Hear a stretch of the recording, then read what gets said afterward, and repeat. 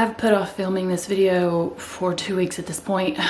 It is causing me extreme anxiety. There are 3 videos that's ever made me feel like this. In 2 videos, I've started to record for you guys 1,000,000 times and I always back out. My gastric bypass story and my addiction story. So I'm gonna go try to get ready. I'm gonna cry this entire video. I'm going to try to make this as painful. It's painful. It's painless. I'm gonna try to make it as painless. I'm going to try to make this as painless as possible for both of us. My name is Kristi, and this is going to be my 3-year keto weight loss update video. I just finished watching my 2-year update. It was hard. There is an entire playlist, so make sure you go check it out. It's going to give you a rundown of the months. So month 1, month 2, month 3 to the 1-year mark, 2-year update. That way you can see the progression, the things that I learned along my journey during that time frame. And that's basically what this is going to be about today. At the 3-year mark, what do I think is important? What I wish I would have known in the beginning, and if there's anything I would do differently. Plus, of course, I'm gonna update you on my weight loss progress. Playlist is gonna be linked in the description box and also up in the cards. That way you can just go click on it. Watch that progression. If you're not already following me, I would love to have you come along with me on this journey and be a part of my YouTube family. Hit the notification bell if you haven't already. That way when I do upload, you'll be alerted. In the description box, I'm gonna have my other social media accounts. I do post over there pretty much daily on Instagram and TikTok. And you're gonna find lots of additional content that I don't post over here. Anything mentioned in today's video, as well as any discount codes that I may be able to bring you guys, they'll be in that description box too. So make sure you're always checking that out. Disclaimer, I'm not a medical professional, just in case you didn't know. So before you start any lifestyle, diet, weight loss regimen, always check with your physician first and make sure it's gonna be okay for you. I'm not going to go into significant detail as far as my journey in the beginning. What I am going to do is just give you the highlights of those. Go watch those videos if you want to see. You can literally watch the weight fall off of me as I do those update videos. At the beginning of my journey, March 10th, I was at 232 pounds. I'm pretty tall, 5'10" 3/4". At 232 pounds, my BMI was in the overweight or the obese range. I can't remember. When we talk about the BMI, I don't even like the BMI scale. I'm a firm believer that thing needs to be trashed. I was a tot size 16, getting ready to buy 18s or sweatpants. My oldest daughter had started low carb keto in January. I tried to start with her. I made it about a day. I was like, this is too hard, forget it. I threw in the towel and I ran away from it as quickly as possible. By March, she had lost over 20 pounds and I was like, surely I can do this if she can. Started doing some more research. I gave it 100%. 3 years ago, when you were online and you were looking up keto, all you found was strict keto, clean keto, hard keto, as I call it. And that's not for me. I tried it for about a month and I lost a significant amount of weight in that 1 month. I lost about 20-some pounds, but it was not sustainable. It was not going to be something I was going to be able to do the rest of my life. It was too restrictive. So month 2 rolled around. I did not lose as much weight. I think it was around 7 or 8 pounds, which is a lot, but I mean, seriously, month 1 was 20-some pounds. But I'd learned during month 2 that it was not sustainable for me to do clean and strict keto. So I started looking into low carb, dirty keto, dirty fasting. An entire video on that is on my channel, so I'll link it. That first month, I tried to track every single macro, every gram. It's just overwhelming. So by month 2, I realized let's just focus on those net carbs, not calories or anything else.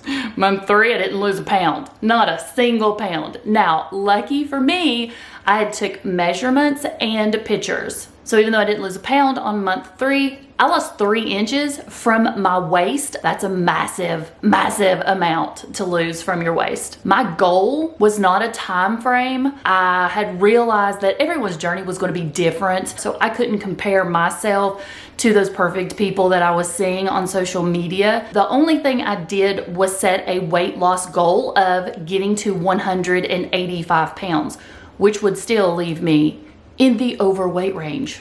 1 year mark, I had got to my goal weight. I was at 181 pounds. I was thrilled with that. I had learned so much along the way that there's more than one way to do keto. You got lazy keto, dirty keto, low carb, and I had also made this a sustainable lifestyle. I realized if I made it to the 1 year mark, I was going to be able to do this. At my 1 year, 9 month mark, I was at 174. And on my 2 year update video, I was at 165 pounds. My goal was 185.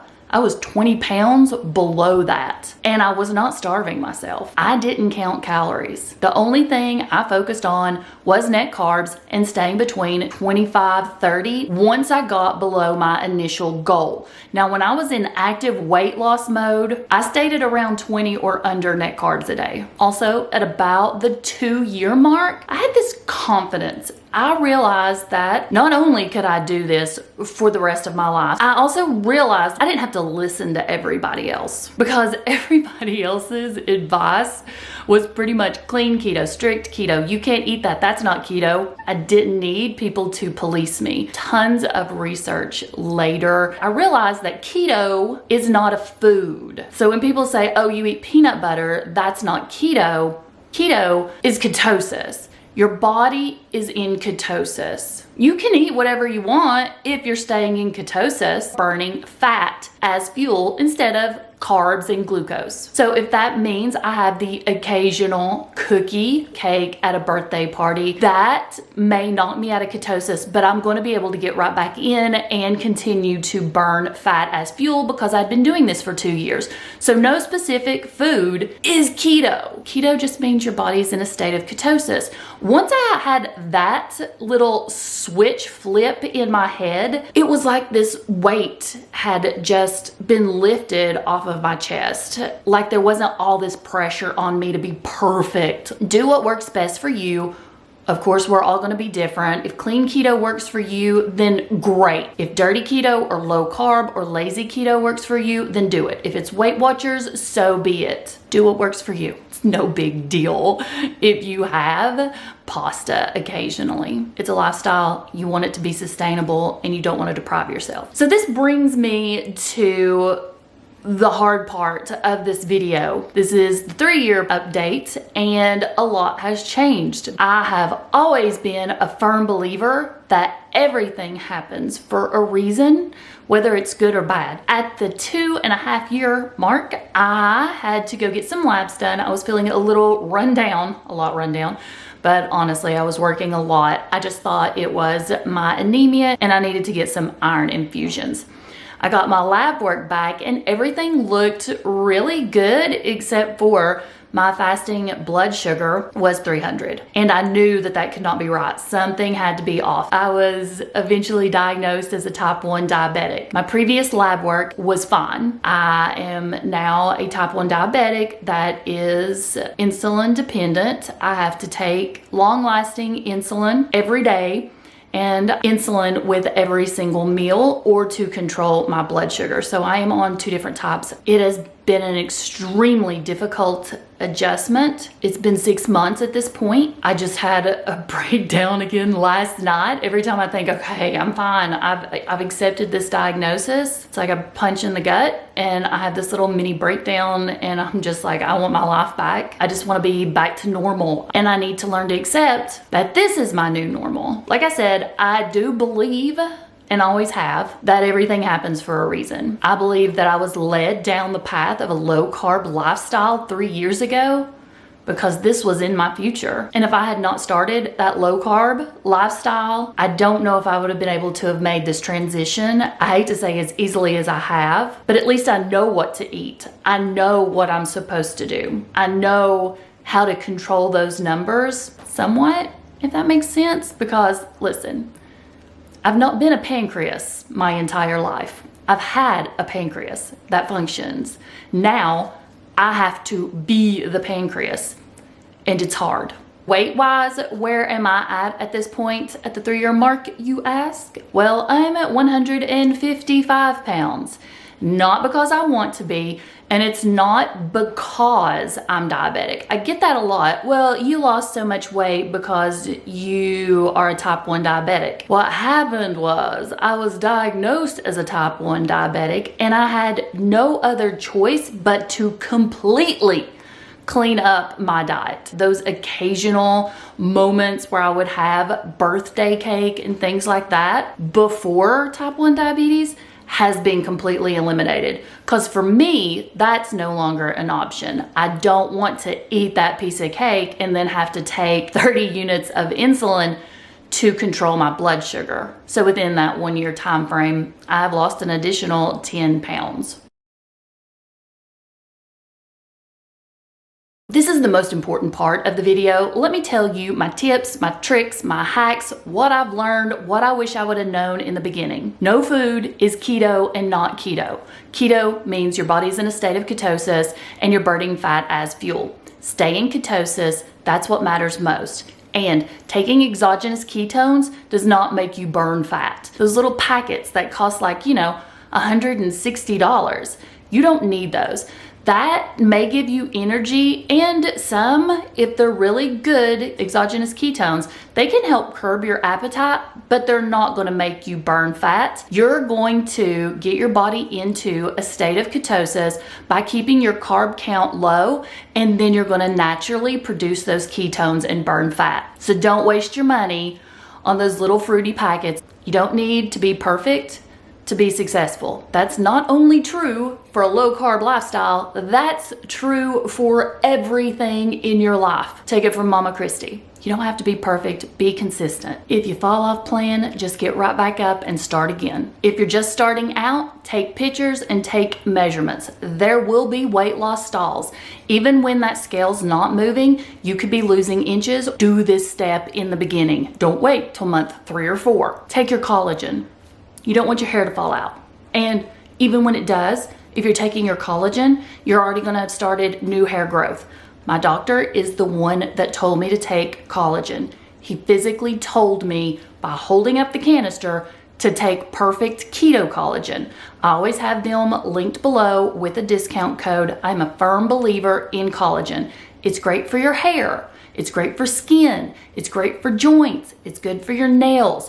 Take your collagen. Whether you're doing keto, Weight Watchers, low carb, it doesn't matter. Even if you're not doing a specific diet, you're doing the standard American diet, take your collagen. Thank me later. I learned that you don't need to add fats. A lot of people are like, oh, I need to add butter to this, or I need to add more fat. No, you don't. You really don't. Your body getting into a state of ketosis just means that you're keeping your carb count low enough that you start burning fat as fuel. If you're adding additional fat to everything, your body has to burn that fat before it burns the fat that's on your body. The only time you're going to want to add additional fat to your meals is when you're having a hard time staying full. Adding that additional fat will do that. And if that's going to help keep you on plan, then I say go for it, because it's all about staying full, or especially it was for me.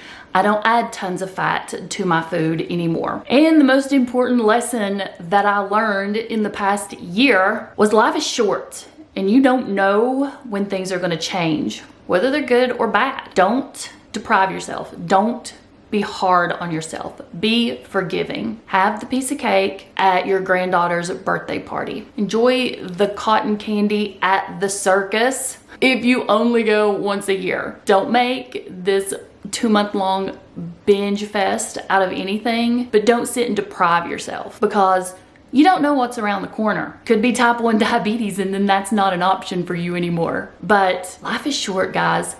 Be kind, show love, be respectful of others. If you don't have anything nice to say, don't say anything at all. These are all things that we learned in kindergarten, but I think as we've got older, we've just, you know, let it go. Be kind and be good to yourself also. I'm sure I've left a ton of stuff out. You can watch some of my other videos if you want to catch up, but I'm gonna go because at this point it's probably a 30-minute long video and I said I was going to make it short. Thank you all so much for coming over here watching. Make sure you subscribe and check out the other 1 year, 2 year update videos so that you can get completely caught up. And I want you to know that I appreciate you guys more than I probably express. I love you all and I'll see you in the next video. I hope you have an amazing year.